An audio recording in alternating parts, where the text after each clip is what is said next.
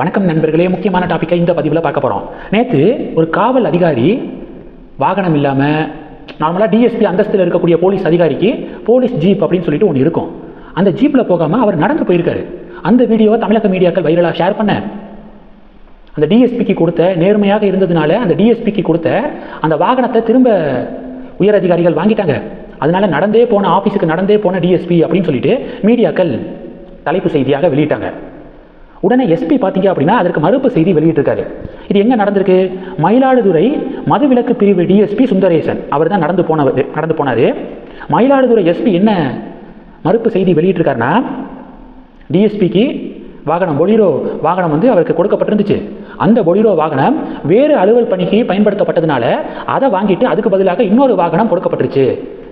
கடைசியாக 17ஆம் தேதி அவர் first use பண்ண பொலிரோவே மறுபடியும் அவருக்கு ஒதுக்கப்பட்டுருச்சு. அந்த வாகனம் திரும்ப பெறப்பட்டது, திரும்ப பறிமுதல் பண்ணிட்டாங்க அப்படின்னு ஃபேக்காக தமிழக மீடியாக்கள் செய்திகளை வெளியிட்டு இருக்காங்க. அதனால ஃபேக்கான நியூஸாக பரப்ப வேண்டாம் அப்படின்னு மயிலாடுதுறை எஸ்பி ஒரு அறிக்கை வெளியிட்டார். பஞ்சாயத்து முடிஞ்சு எஸ்பியே அறிக்கை வெளியிட்டார் பாருங்க அப்படின்னு திமுகவினர்லாம் அதை ஷேர் பண்ணாங்க. கொஞ்ச நேரத்தில் அந்த டிஎஸ்பி சுந்தரேசன் செய்தியாளர்களை சந்திச்சிருக்காரு. அந்த செய்தியாளர் சந்திப்பில் அவர் என்ன தெரியுமா சொல்லியிருக்காரு? உயர் அதிகாரிகள் என்னைய டார்ச்சர் பண்ணுறாங்க, நேர்மையாக இருக்கிறதுனால நான் கார்னர் செய்யப்படுறேன், என்னை டார்ச்சர் பண்ணுறாங்க. அது மட்டும் இல்லாமல் நான் பார்த்தீங்கன்னா முன்னாடியே விஆர்எஸ்லாம் கொடுத்துட்டேன். இவங்க பண்ணுற டார்ச்சரில் விஆர்எஸ் கொடுத்துட்டேன். அதன் பிறகு குடும்ப உறுப்பினர்கள் பேசினதுக்கப்புறம் சரி வேண்டாம் அப்படின்னு சொல்லிட்டு மறுபடியும் டியூட்டிக்கு வந்திருக்கேன். 7 வருஷம் எனக்கு இன்னும் சர்வீஸ் இருக்குது. அதுக்கு முன்பாகவே விஆர்எஸ் கொடுக்க வச்சாங்க. இவங்களாம் அவ்வளவு டார்ச்சர், நேர்மையாக இருந்தால் இப்படியெல்லாம் பண்ணுறதா அப்படின்னு சொல்லிட்டு அவர் செய்தியாளர் சந்திப்பில் பேசியிருக்காரு. இதெல்லாம் ரொம்ப ரேராக தாங்க நடக்கும்.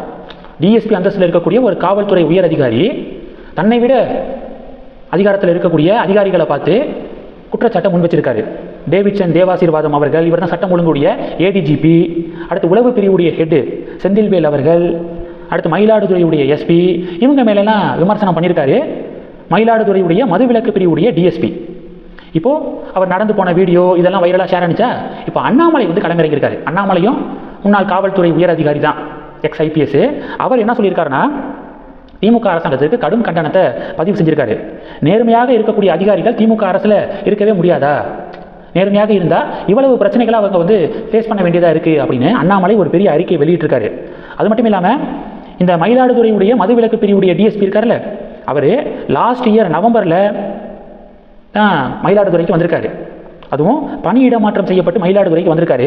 எதுக்காக பணியிட மாற்றம் செய்யப்பட்டாரு அப்படின்னு அண்ணாமலை சுட்டி காட்டியிருக்காரு. திமுக அரசின் காவல்துறையின் தவறுகள் குறித்து மனித உரிமை ஆணையத்தில் அறிக்கை கொடுத்ததுனால அவரை பழிவாங்க மயிலாடுதுறைக்கு பணியிட மாற்றம் செஞ்சிச்சு திமுக கவர்மெண்ட் அப்படின்னு அண்ணாமலை இதை சுட்டி காட்டியிருக்காரு. மனித உரிமைகள் ஆணையத்திலையா இந்த கஸ்டடியல் வயலன்ஸ் ஏதாவது நடக்குது அப்படின்னா விசாரிக்க கூட்டிகிட்டு போயிட்டு காவலர்கள் ஏதாவது தாக்குதல் நடத்துகிறாங்க அப்படின்னா மனித உரிமைகள் ஆணையத்துக்கு போக முடியும்.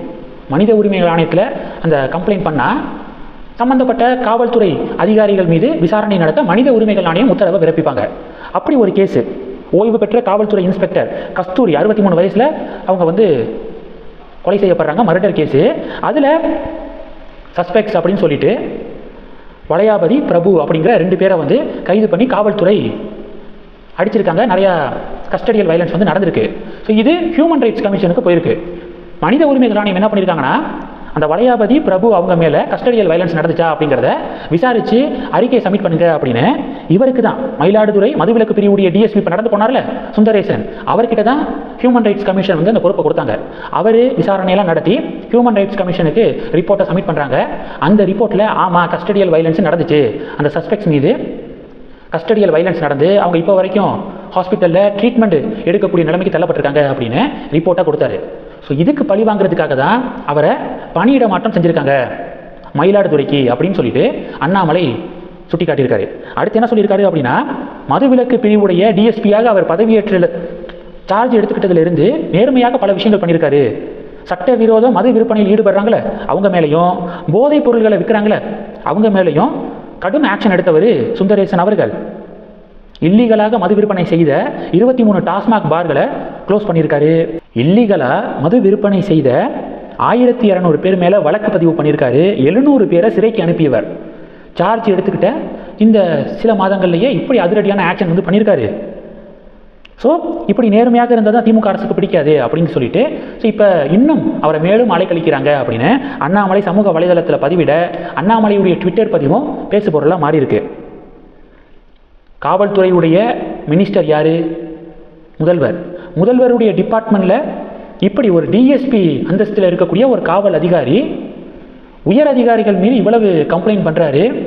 அதுவும் சட்டம் ஒழுங்குடைய ஏடிஜிபியிலேருந்து ஆரம்பித்து உளவு பிரிவுடைய இன்சார்ஜ் செந்தில்வேல் அவர்கள் மயிலாடுதுறை எஸ்பி மேலெல்லாம் இப்படி ஒரு புகாரை முன் வச்சிருக்காரு. உடனடியாக தமிழக டிஜிபி இருக்கார்ல சங்கர் ஜிவால் அவர்கள் இதில் விரைவாக விசாரணை நடத்தி அவங்க மேலே ஆக்ஷன் எடுக்கணும் அப்படின்னும் அண்ணாமலை ஒரு டிமாண்டை முன்வைக்க இது ஒரு பெரிய பேசு பொருளாக மாறி இருக்கு. இந்த டாபிக்ஸ் எல்லாத்தையும் பற்றி உங்களுடைய பார்வைகளை மறக்காமல் கமெண்ட் பண்ணுங்கள். தொடர்ந்து கனெக்டில் இருங்க. அடுத்தடுத்து நிறையா பதிவுகளை பார்க்கலாம்.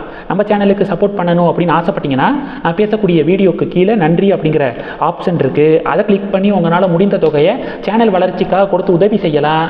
இல்லை ஜாயின் பட்டனை கிளிக் பண்ணி நம்ம சேனலுக்கு மெம்பராக ஆகலாம். நன்றி. ஜெய் ஹிந்த்.